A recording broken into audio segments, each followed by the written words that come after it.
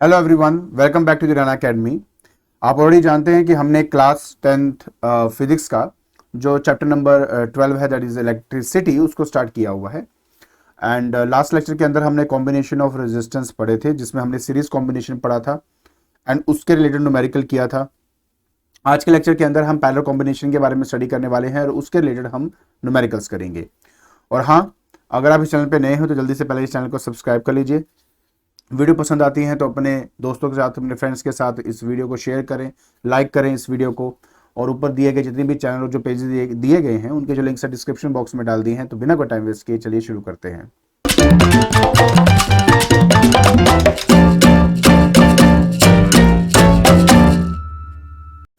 तो जैसे आप जानते हैं कि आज हमने स्टडी करना है पैरेलल कॉम्बिनेशन के बारे में। क्या मतलब है पैरेलल कॉम्बिनेशन का? देखिए, सबसे पहली बात मान लेते हैं कि मेरे पास तीन रेजिस्टर हैं, R1, R2 और R3। ये मेरे पास तीन रेजिस्टर हैं। अब इन तीन रेजिस्टर के ये दो एंड्स हैं, जैसे ये एक एंड हो गया, ये दूसरा एंड हो गया, ये इसका एक एंड, ये दूसरा एंड है। तो हमने क्या करना होता है, इन तीनों के एक एक एंड को आपस में जोड़ दो और इनके जो दूसरे एंड्स हैं उनको आपस में जोड़ दो। तो बस अब ये जो कॉम्बिनेशन आप देख रहे हो इसको पैरेलल कॉम्बिनेशन कहा जाता है।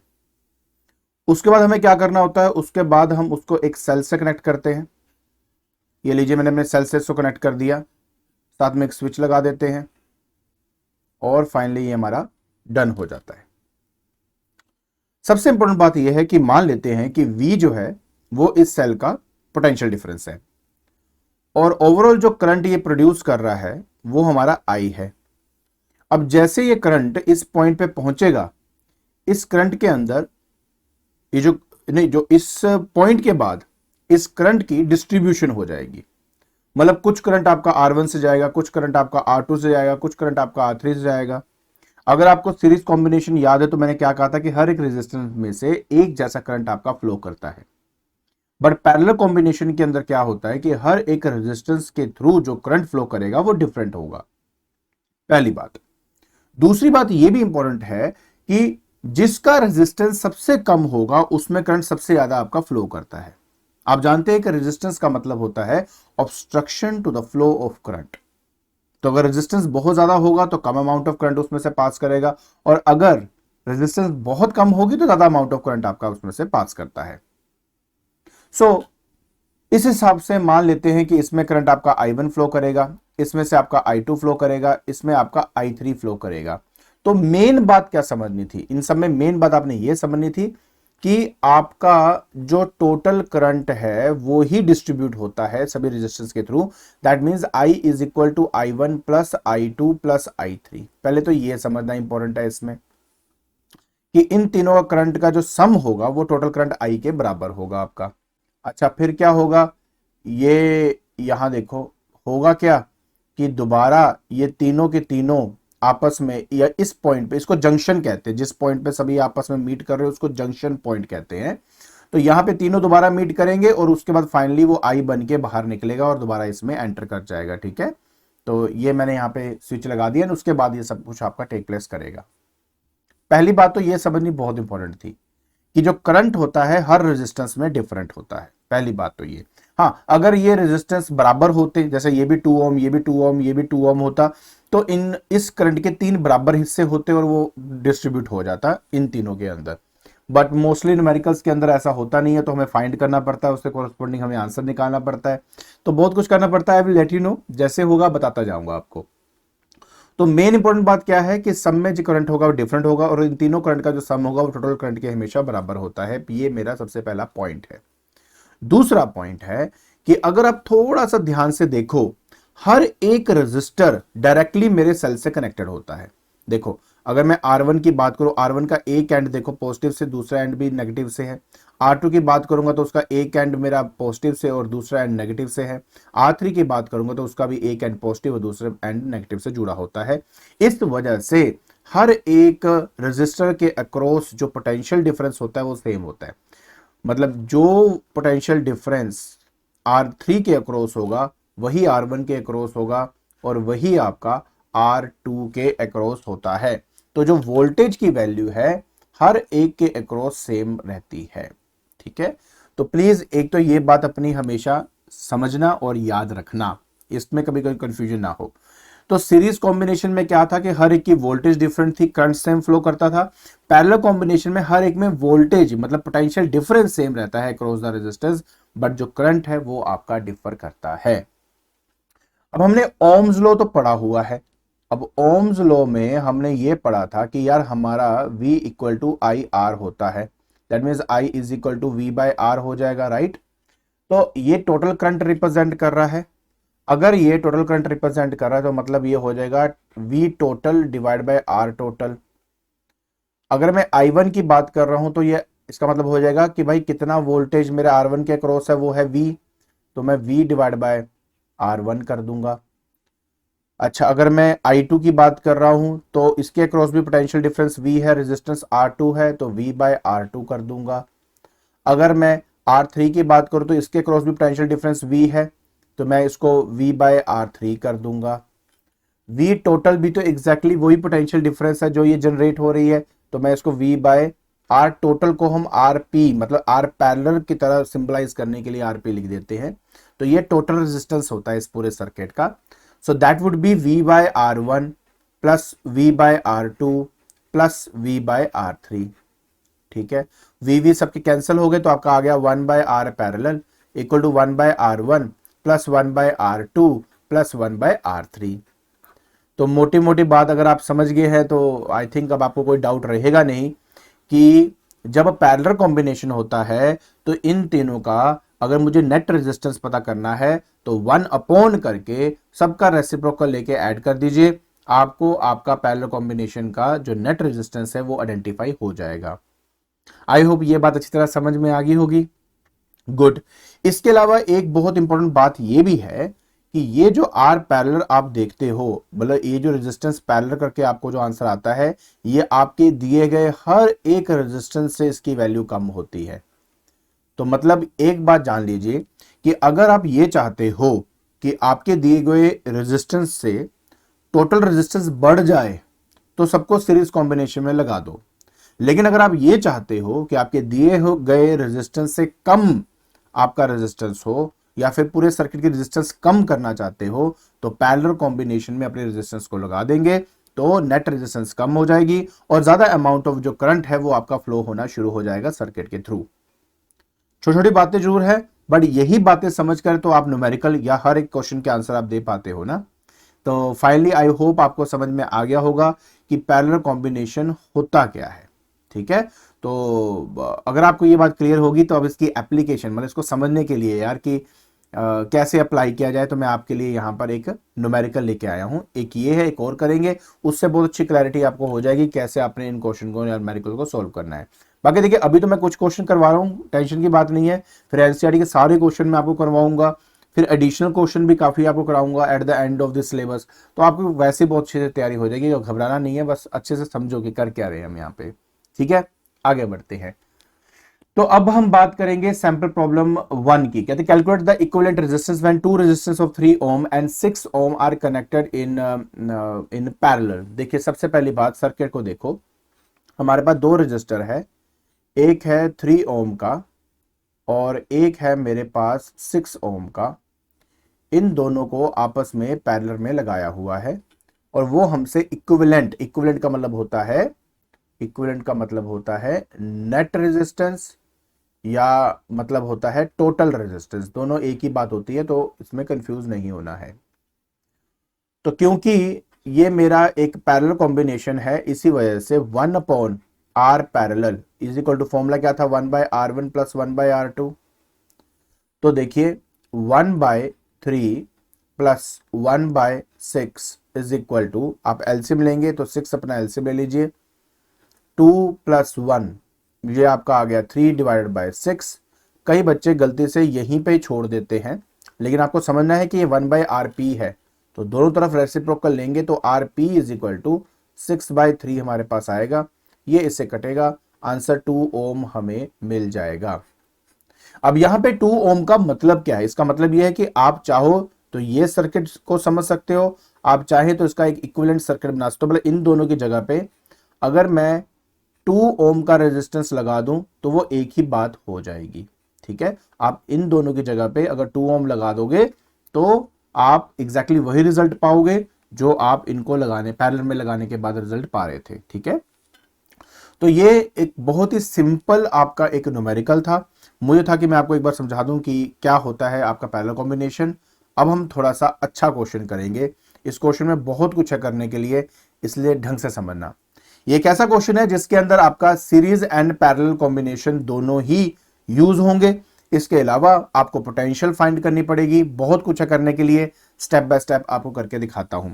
एक चीज या एक न्यूमेरिकल तो हम डिटेल में करेंगे ही, उसके बाद तो आप जल्दी जल्दी कर सकते हो, कोई दिक्कत नहीं है। ठीक है, चलिए सबसे पहली बात, हमें एक यहां पे एक डायग्राम दी हुई है, जैसे आप देख सकते हो ये 6 वोल्ट है, इसमें से करंट आपका आई फ्लो कर रहा है। 7.2 ओम का है एक रेजिस्टर, दो है 8 वाला और 12 ओम वाला है आपके पास। तो सबसे पहली बात तो यह है कि इस 7.2 ओम में से जो करंट आपका फ्लो करेगा वो आई फ्लो करेगा, इसमें से भी आई करंट फ्लो करेगा। पर जैसे आप यहां पहुंचोगे करंट की डिस्ट्रीब्यूशन हो जाएगी, उसमें अलग करंट जाएगा, नीचे अलग करंट जाएगा। ठीक है, सबसे पहले बोल रहा है find the total resistance of the circuit.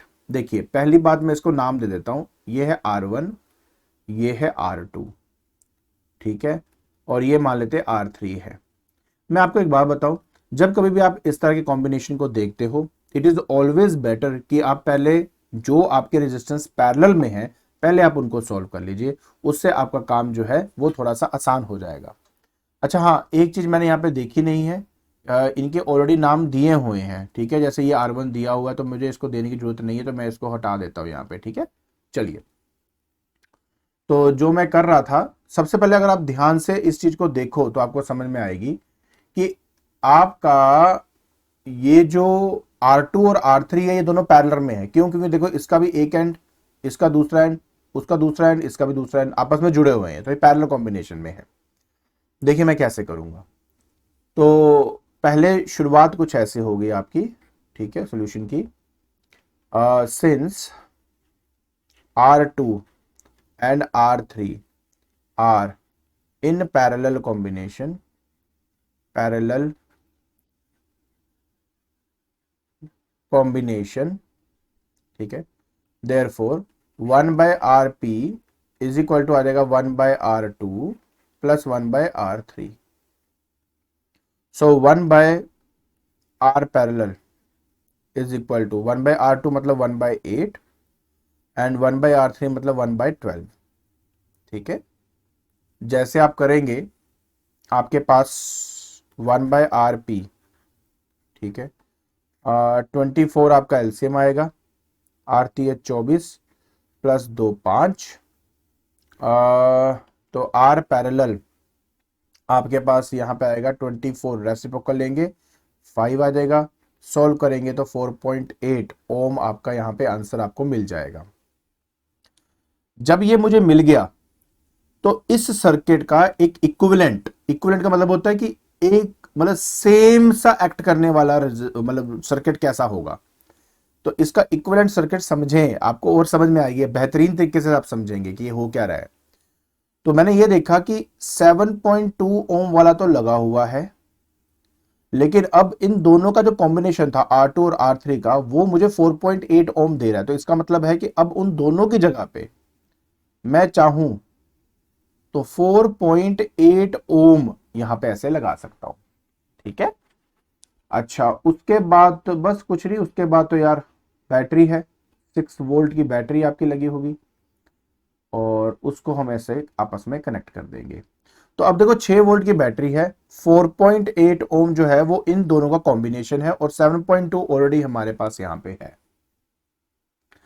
अगर अब आप इस सर्किट को ध्यान से देखो तो क्या आप कह सकते हो कि ये दोनों 7.2 एंड 4.8 ये आपस में सीरीज कॉम्बिनेशन में है? दिख रहा है ना, एक के बाद एक जुड़े हुए।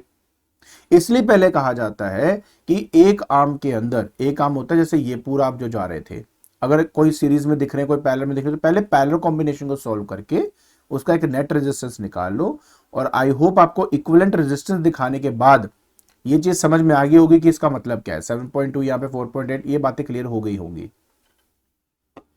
तो अगर आपको ये बातें क्लियर हैं तो फिर आई थिंक मैं आगे बढ़ सकता हूं। अब ये मेरा R1 है और ये मेरा है RP। तो अब ये दोनों के दोनों क्या हैं, आपके मतलब सीरीज कॉम्बिनेशन में है। तो अब इसका इक्विवेलेंट मुझे रेजिस्टेंस फाइंड करना है। अब ये फाइंड करने से पहले हम इसको पहले इरेज कर देता हूं, ठीक है, और यहां पे मैं दोबारा इसको ऐसे ले आता हूं। चलिए ध्यान से देखते हैं अब यहां पे। तो अब हमारा अभी तक वो पार्ट कंप्लीट नहीं हुआ। पार्ट कब कंप्लीट होगा, जब हम करेंगे ये इसको, जब इसको भी सॉल्व कर लेंगे, नेट बोले ना इसलिए। तो अब लिखेंगे बेटा कि since R1 and RP are in series, अब ये सीरीज में है, therefore RS will be equal to R1 plus RP। Series में तो ऐड किया जाता है, तो 7.2 ओम प्लस 4.8 ओम, ठीक है। तो ये आपने आपस में ऐड करना है अभी यहाँ पे, ठीक है। तो ये आ गया 0, 1 कैरी हो गया, ये 5 है, 12, 12। तो फाइनली आपका जो 12 ओम रेजिस्टेंस है ये आपको यहाँ पे मिल जाती है, ठीक है। तो बहुत सिंपल था, आराम से करना था। आई होप आपको ये समझ में आ गया होगा, ठीक है। चलिए, तो ओवरऑल अब इसका जो नेट रेजिस्टेंस है वो हमें 12 ओम मिल चुका है। ये मेरा पहला पार्ट कंप्लीट हुआ। सेकंड पार्ट में वो कहता कि मुझे टोटल करंट पता करके दो। तो टोटल करंट का मतलब होता है कि मेरी टोटल वोल्टेज कितनी है और उसको टोटल रेजिस्टेंस से डिवाइड कर दो, ठीक है। क्या कर दो, टोटल रेजिस्टेंस से डिवाइड कर दो। तो टोटल वोल्टेज वो है जो सप्लाई आ रही है, कितनी है, 6 वोल्ट की है, और टोटल रेजिस्टेंस, नेट रेजिस्टेंस आप निकाल चुके हो जो कि 12 है ओम आपका। तो 0.5 आफ्टर सॉल्विंग दिस 0.5 एम्पियर आपको आपका वो करंट मिल जाएगा, ठीक है ना। ये आपको यहां पे मिल जाएगा, कोई दिक्कत नहीं आएगी। आई होप अच्छी तरह आपने ये बात समझ ली होगी।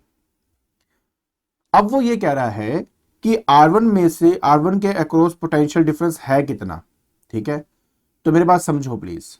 अब ये जो I हमने निकाला है वो 0.5 एम्पियर का करंट है आपका।